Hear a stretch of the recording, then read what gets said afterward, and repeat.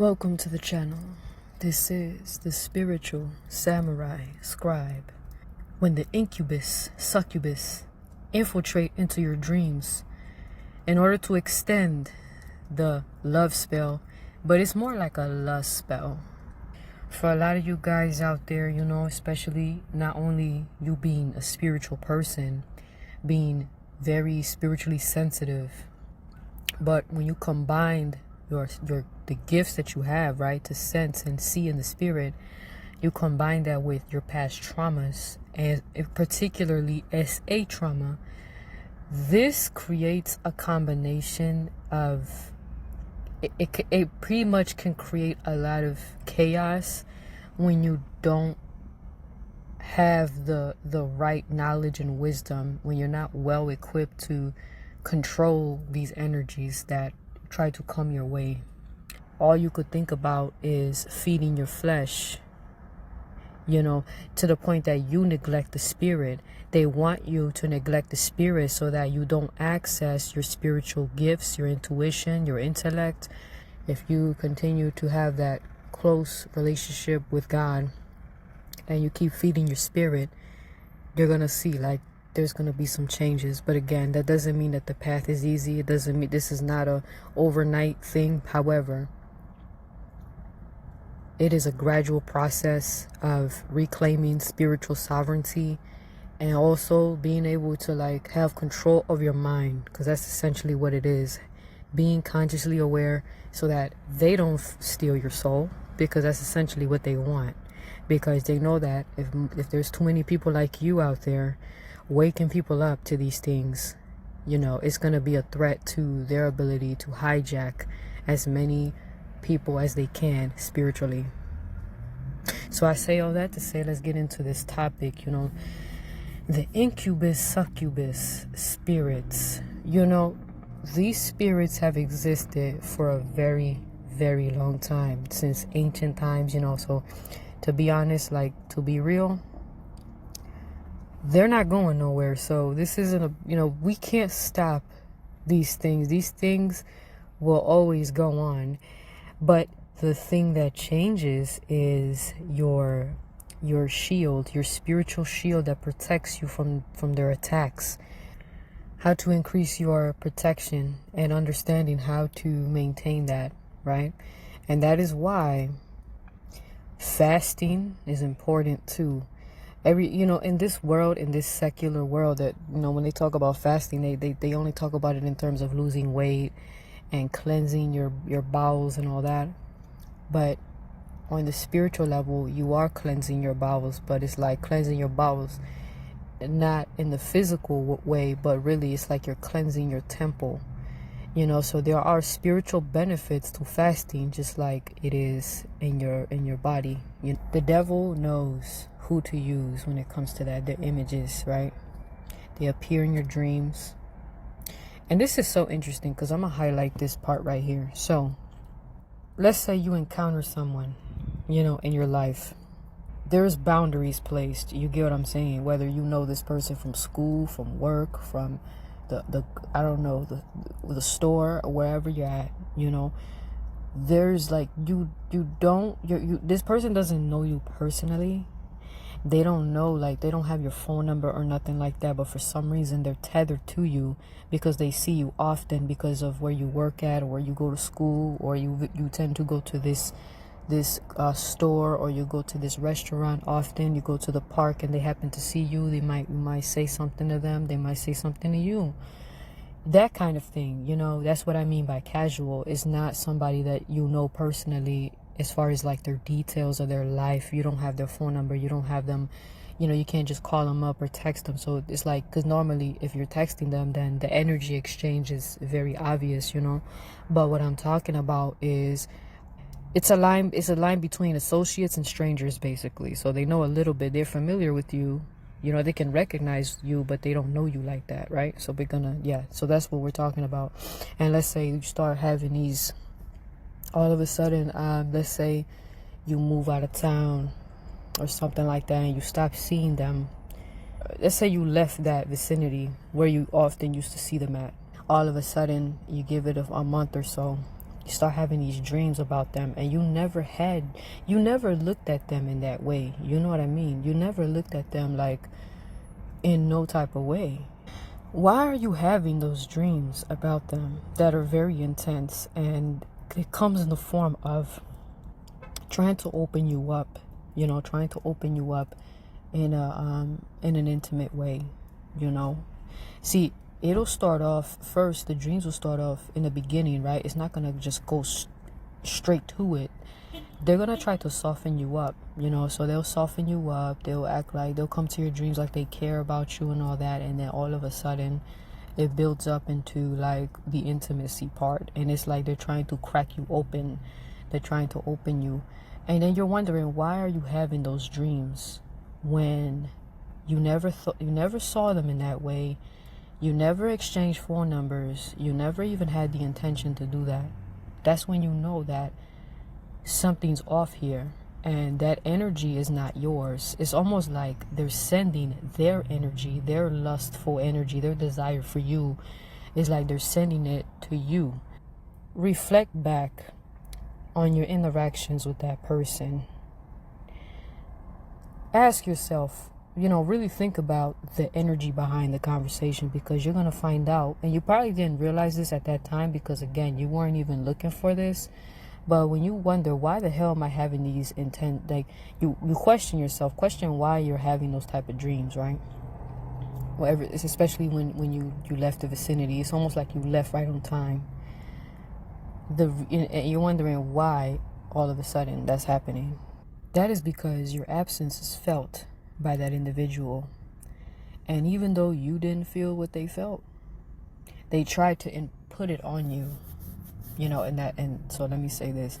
When you look back at your prior, like when you look back at your interactions with that person, you're going to realize that they kind of threw some hints. They threw some hints that it kind of flew over your head, or maybe you were aware of it, but you were kind of like, nah.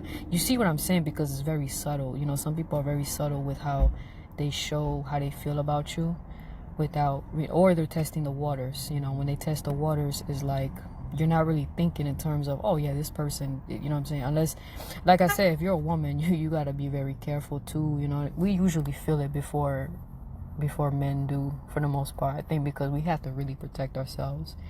But you can feel it. You can feel it sometimes when you encounter somebody. You're like, and you might think, oh man, am I tripping? Am I crazy?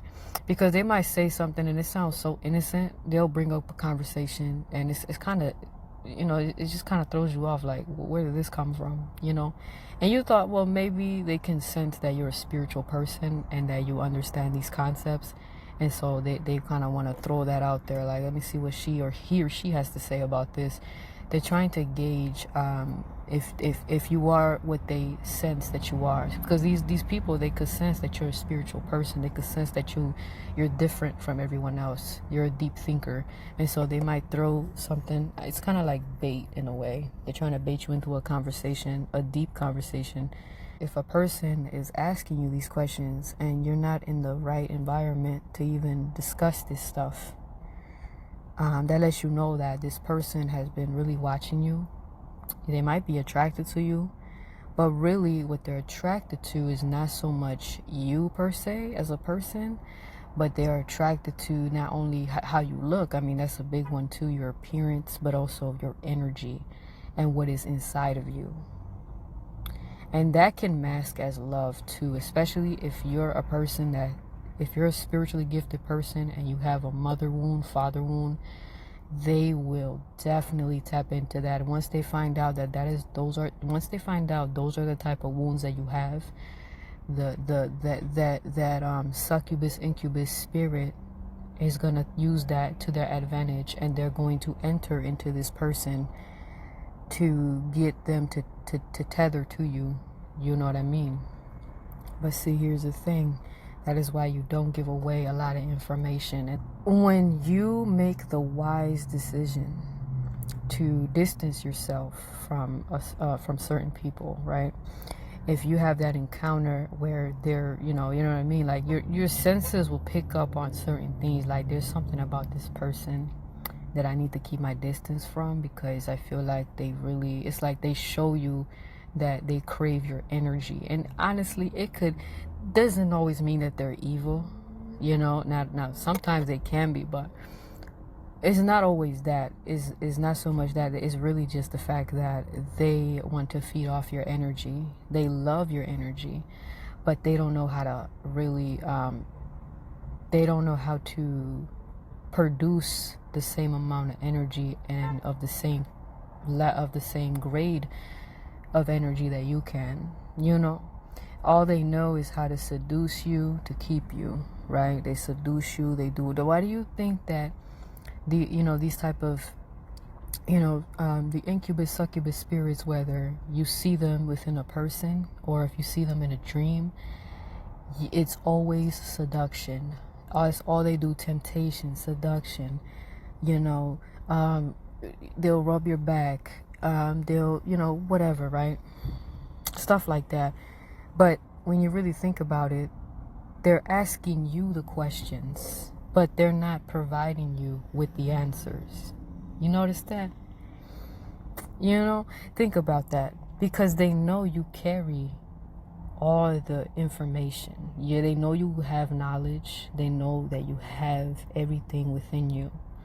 And so you notice that they always ask the questions. They're trying to probe you spiritually to see, because they could sense there's something different, and they want to make sure that they know, yes, this is exactly who this person is. I know that there's something about them that drew them to you, That's why they do that. And once they know that, now they're gonna try to get as close to you as possible, because they want to bask in your energy. They want to, it's like two different things. They either want to extract your energy for themselves, right, which is the selfishness, opportunistic type of intentions, or they are suffering from their own wounds. They might not know how to heal to the same, just like to the same extent as you, so they just kind of want to feed off of that. If you fall for this trap, you're gonna get drained. They're looking for that medicine, and they look at some of us as a person that carries medicine. They look at it as like, it's kind of like they're trying to heal themselves through you.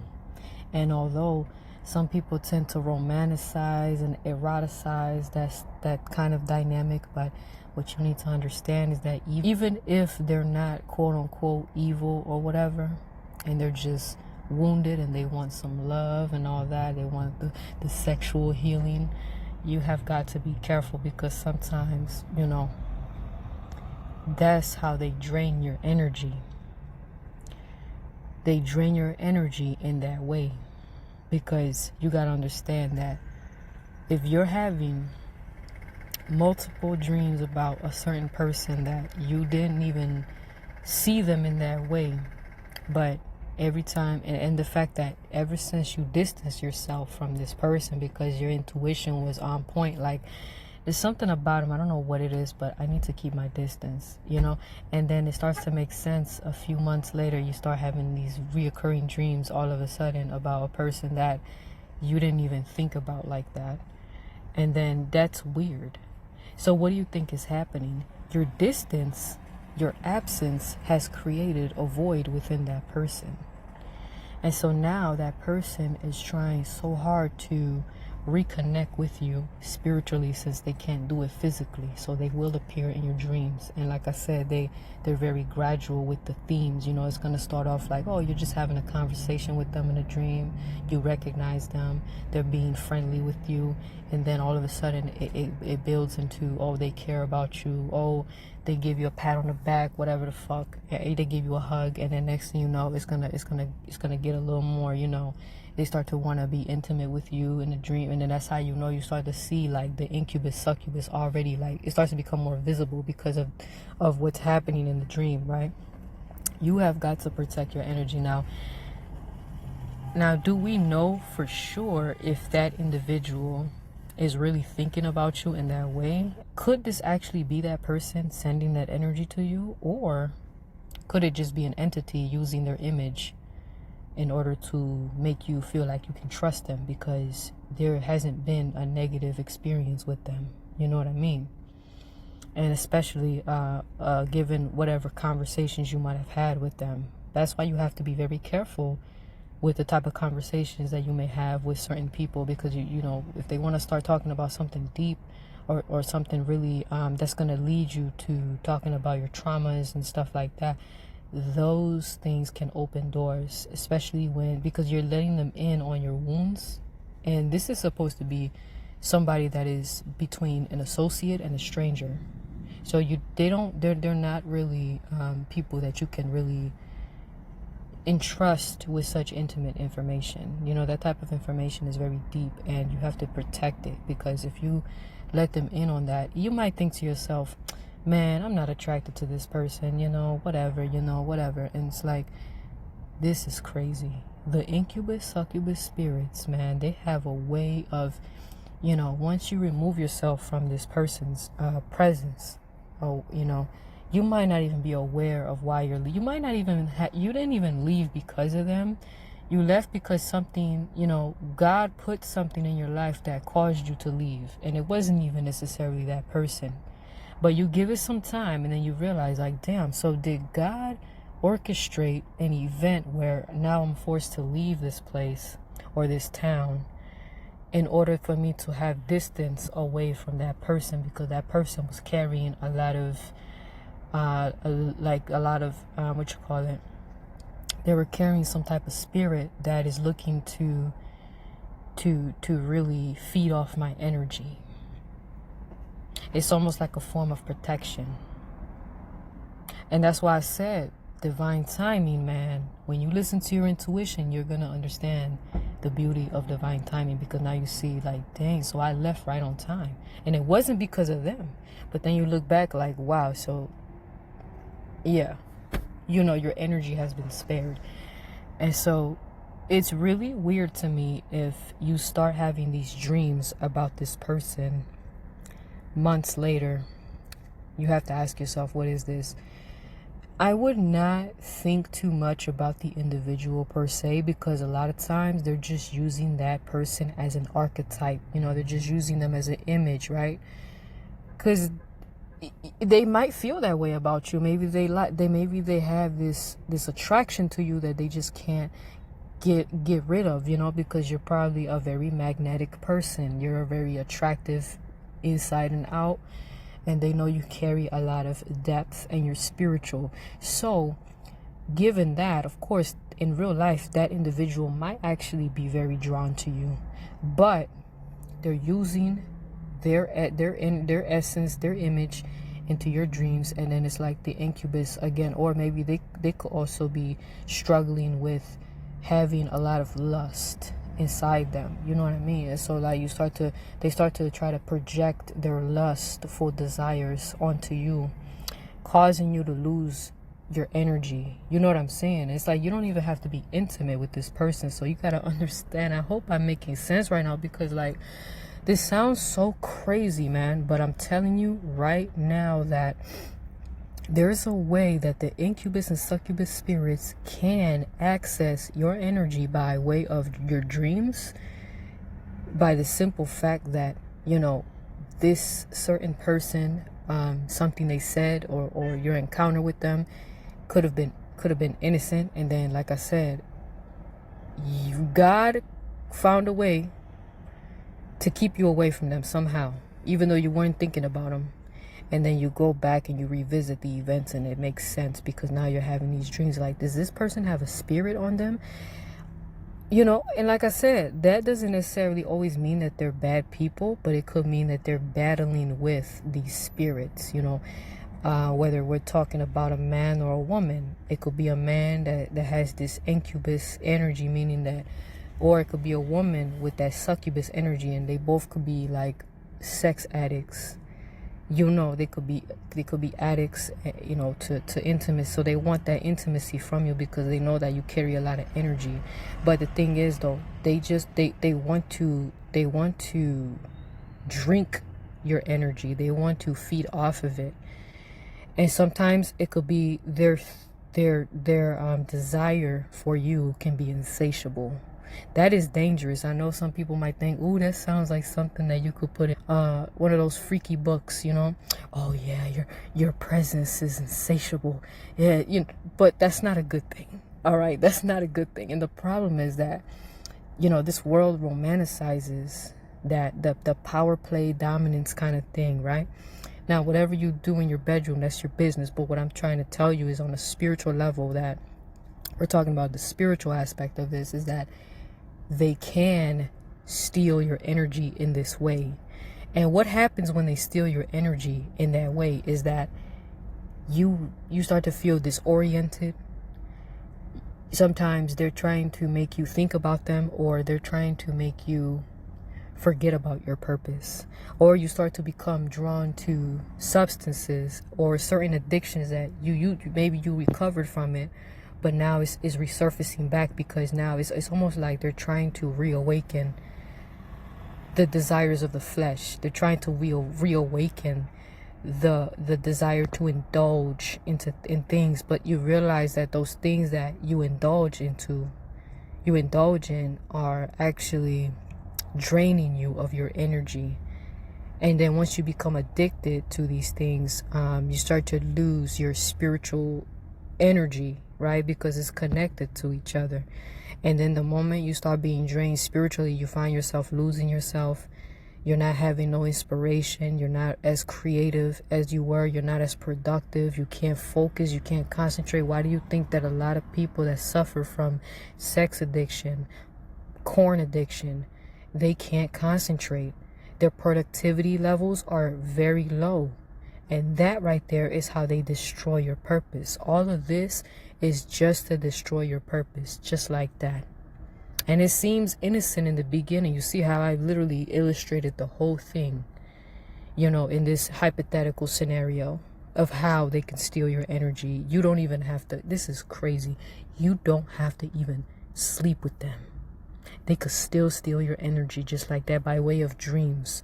They're utilizing their desire for you as a weapon to try to take your energy. You know what I mean? Now that person may not be aware that this is happening. Most people are not aware of that.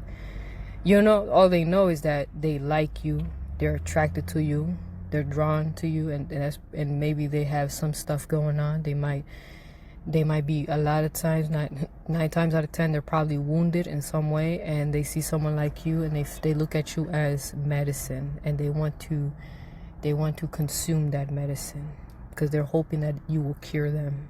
They see you as that possible cure. But what happens to a bottle of medicine once it's all empty?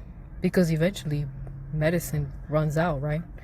Now you're going to have to produce more. But how can you produce more medicine if they're too busy consuming you, because they have that insatiable desire for you to heal them in many different ways, whether it's through conversation and then eventually leading up to intimacy, because that's what they're trying to orchestrate, a way for you to actually materialize that intimacy in the physical realm, because that's really what's going to really drain you.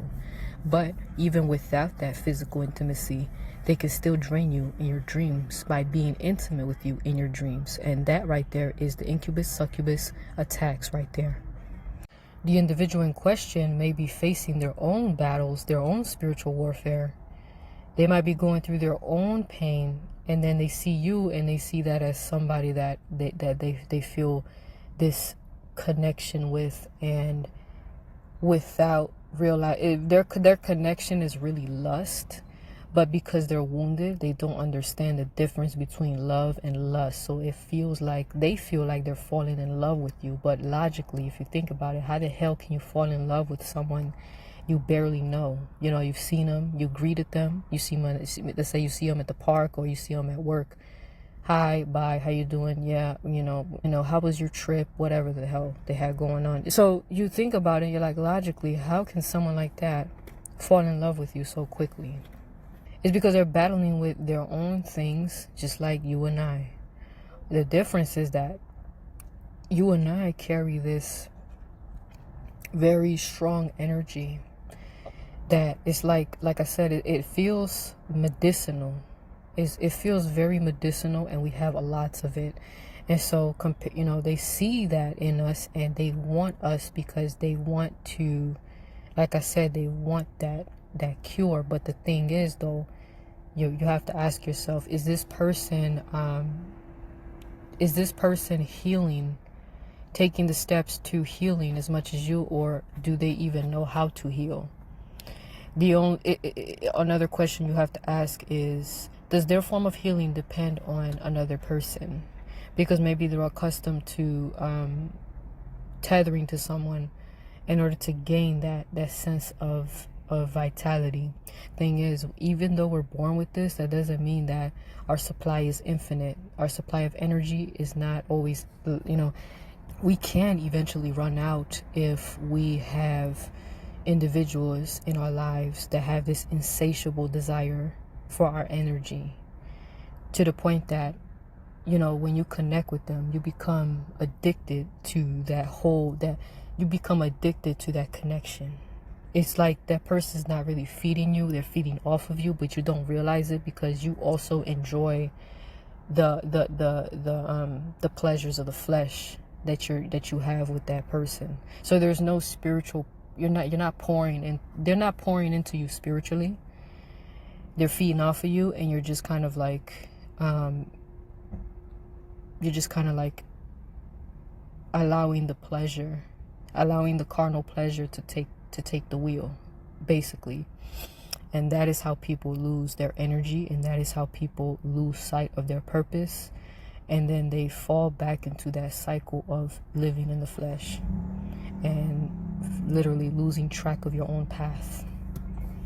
And that's how that happens. That's why lust is very powerful, and lust is what brought down even the strongest and wisest kings, just like it did for King Solomon. That is a great example.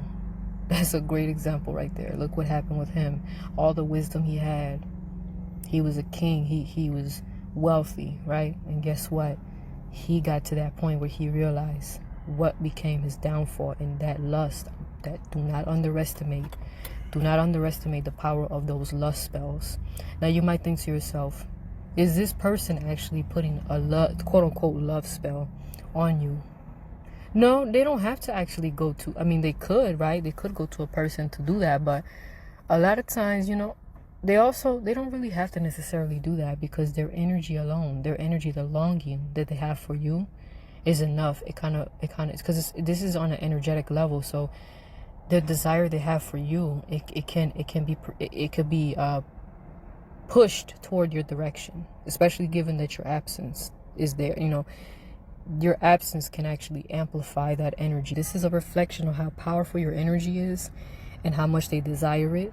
The incubus, succubus spirits is going to take advantage of that opportunity, because now they see that somebody has this desire, this strong desire for you, and they're going to try to use their longing, right, to show up in your dreams in order to in a way that's kind of like, that's a form of a deceptive dream, because they're trying to make you fall. Now, it may be true that they desire you, right? That's not the part that's deceptive. What's deceptive is when they try to convince you that, oh, that person loves you, that person got love for you, they miss you and all that. No, they just want to be intimate with you. And they might want to keep you around just for that reason, because they're wounded and they see you as medicine and they want all of it. But when you allow people to consume of your energy, because they have that, when a person has an insatiable desire for you, that means they're going to consume you until there's nothing left. And what are you going to do when there's nothing left? Well, I can tell you what they will do. They'll probably leave and find someone else that has another bottle of medicine, because they are in need of it. And so now you're left to figure out how to rebuild yourself. And that is why you have got to protect yourself, because you do not want to